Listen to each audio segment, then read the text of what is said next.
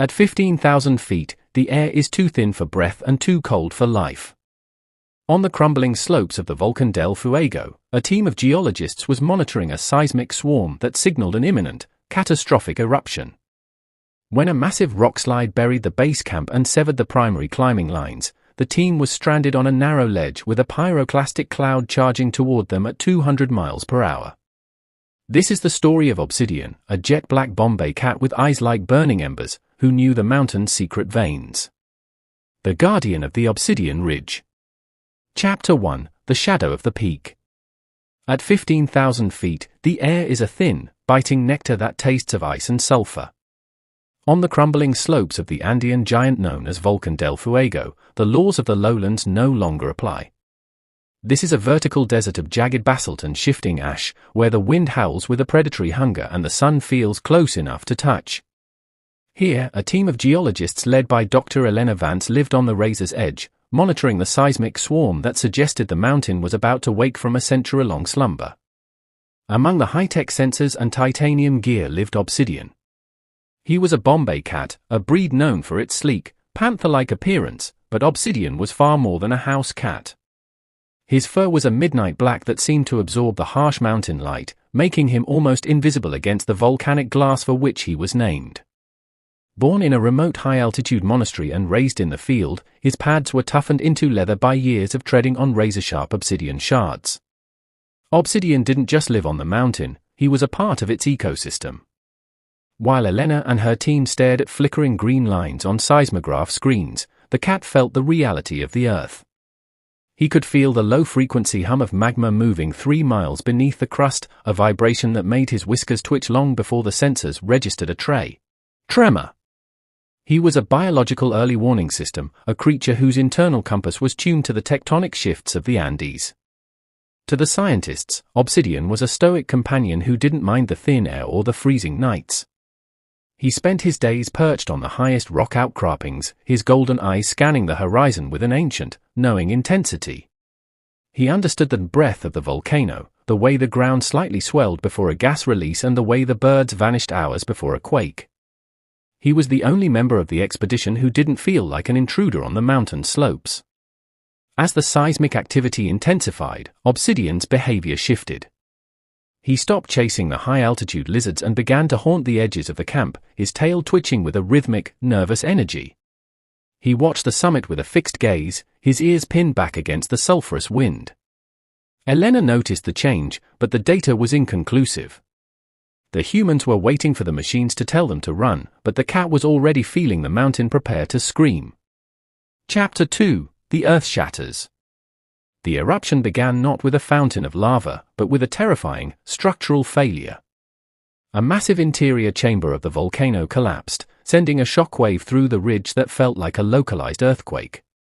The sound was a tectonic groan, a deep, grinding noise that vibrated in the scientist's teeth. Before Elena could reach for the radio, the very ground beneath the base camp began to slide. A massive rockfall, triggered by the collapse, tore through the camp like a scythe. In the chaos, the primary climbing lines, the only link to the lower valleys, were severed as the anchoring boulders were swept into the abyss. Elena and 2 colleagues were thrown onto a finger ledge, a terrifyingly narrow outcropping of rock barely 10 feet wide. To their left was a 2,000-foot drop into a cloud of rising dust, to their right was a sheer, vertical wall of basalt. The path back to safety had vanished into the gorge, leaving them stranded in the kill zone. Above them, the summit finally blew. A massive column of ash and pulverized rock shot 5 miles into the sky, blotting out the sun and turning the afternoon into a bruised, apocalyptic twilight. The sky began to rain lapilli, small, red-hot volcanic stones that hissed as they hit the snow. The air grew thick and heavy, the smell of rotten eggs and burning stone becoming so intense that the team's filter masks began to clog. They were trapped on a pedestal of stone while the mountain prepared to self-destruct. The greatest threat was invisible but audible, the pyroclastic flow. A wall of superheated gas and ash was beginning to spill over the rim of the crater, a grey tide moving at 200 miles per hour. It would incinerate everything in its path, and the finger ledge was directly in its trajectory. Elena checked their remaining gear, a few carabiners and a single short length of rope. It was useless. They were standing on a tombstone, waiting for the fire to find them. Through the screaming wind and the falling ash, Elena heard a sharp, insistent yowl. She looked toward the back of the ledge, expecting to find Obsidian cowering in a crevice. Instead, the black cat was standing defiantly against the rock wall. He was pawing at a patch of frozen moss and volcanic scree, his claws digging deep into the cracks. Even in the face of an erupting volcano, Obsidian wasn't looking at the sky, he was looking into the mountain, the hidden path. "Elena, look," shouted Marcus, the team's junior geologist. Obsidian had managed to tear away the layer of moss, revealing a dark, jagged opening in the basalt. It was a lava tube, a subterranean tunnel formed by a river of molten rock from an eruption centuries ago. Most of these tubes were dead ends or filled with toxic gases, but the air blowing out of this one was cool and moved with a distinct draft. It was a natural vein in the mountain, an ancient path carved by fire. The team hesitated. Entering an unmapped lava tube during an active eruption was a terrifying gamble. The tunnel could collapse at any moment, or it could lead directly into a magma chamber. But as a surge of heat hit the ledge, singing the back of Elena's jacket, she realized they had no choice. "Follow the cat," she commanded, grabbing her emergency light. One by one, the three scientists squeezed into the narrow, dark throat of the mountain, leaving the falling ash behind. Inside, the world was a sensory void. The roar of the volcano was muffled by meters of solid rock, replaced by a rhythmic, dripping silence. Obsidian took the lead, his black fur making him nearly invisible, his yellow eyes glowing like twin embers in the beam of Elena's flashlight. He moved with an eerie confidence, his whiskers sensing the subtle air currents that indicated a path to the surface. He wasn't just walking, he was navigating a three-dimensional maze. The tube was a cathedral of obsidian, the walls as smooth and sharp as glass. Obsidian led them through narrowed squeezeways where the humans had to crawl on their bellies and into larger chambers filled with ancient, frozen lava formations.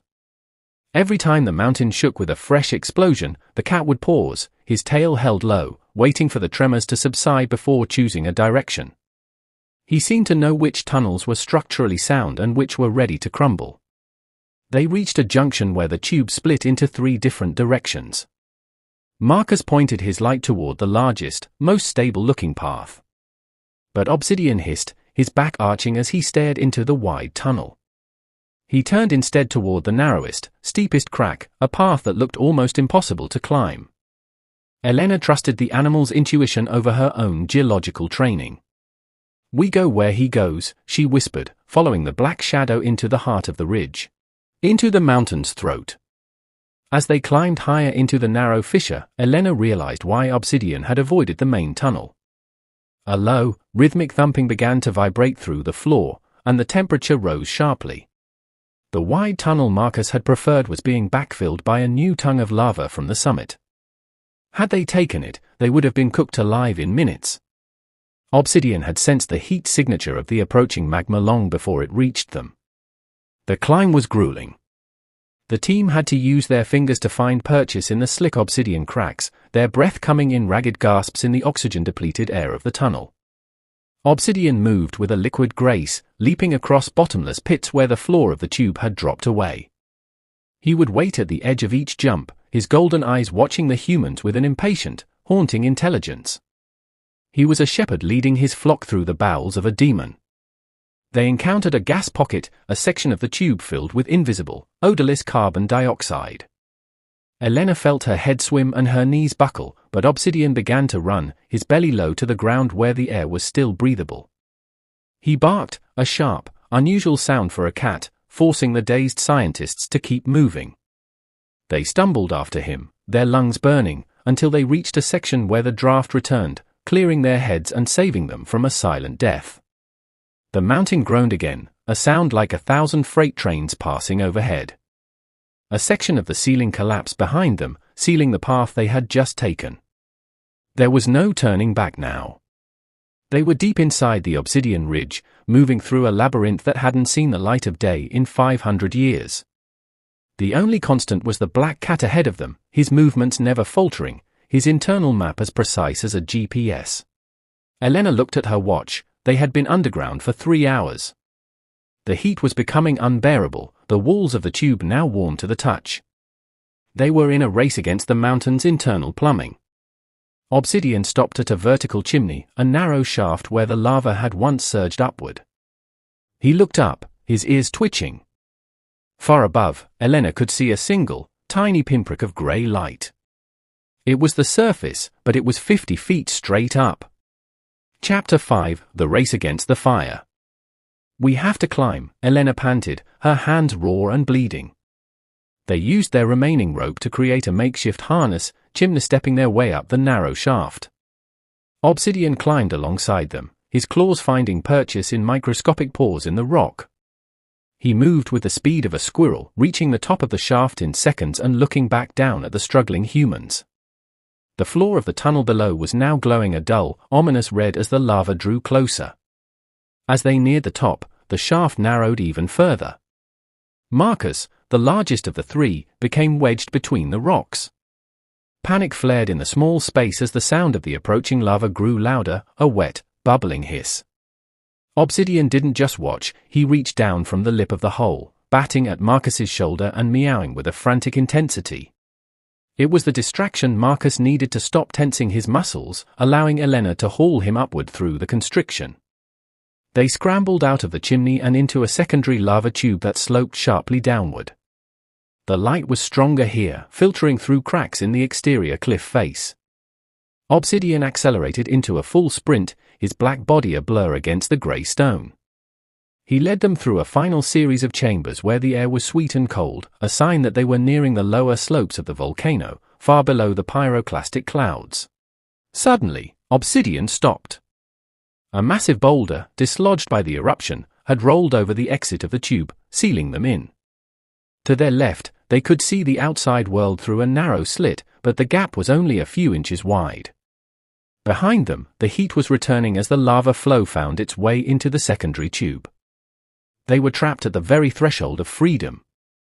Obsidian didn't waste time trying to push the stone. He moved to the base of the boulder, where the earth was soft with volcanic ash and pumice. He began to dig with a frantic, rhythmic motion, his front paws moving like pistons. The scientists joined in, using their geological hammers and bare hands to widen the hole. They dug like burrowing animals, fueled by the adrenaline of the approaching fire. With a final heave, Elena pushed through the loose soil, creating a gap just large enough to squeeze through. Chapter 6: The Ash-Stained Hero. The team tumbled out onto a high-altitude meadow on the southern face of the mountain. They were miles away from the finger ledge and the primary blast zone. They turned just in time to see the side of the volcano blow outward in a spectacular lateral blast. The very ridge they had been standing on hours before was vaporized in a cloud of fire and stone. They had survived by walking through the heart of the giant, guided by a shadow. They collapsed into the alpine grass, their faces blackened with soot, their clothes shredded. The air was thick with falling ash, looking like a silent, grey snowstorm. Elena looked around for Obsidian and found him sitting a few feet away, meticulously licking a patch of dust from his front paw. He looked as calm as if he were sitting in a sunlit window in the lab, his golden eyes reflecting the distant orange glow of the eruption. When the rescue helicopter finally spotted their signal flare just before dusk, the pilots were baffled. According to their maps, there was no way anyone on that side of the ridge could have survived the blast. As the winch lowered the rescue basket, Elena refused to get in without Obsidian. She tucked the black cat inside her jacket, feeling the steady, powerful thrum of his purr against her ribs. He had led them through hell, and he wasn't about to be left behind. Today, Obsidian is a legend in the world of volcanology. He has a permanent security clearance at the National Lab, where he spends his days sleeping on warm computer servers. The team never goes back to the mountains without him, but they've learned to watch him more than their instruments. They know that while science can explain the volcano, only the cat can feel its heart. In the quiet hours of the night, when a distant tremor shakes the windows of the lab, Obsidian will wake up and stare toward the mountains.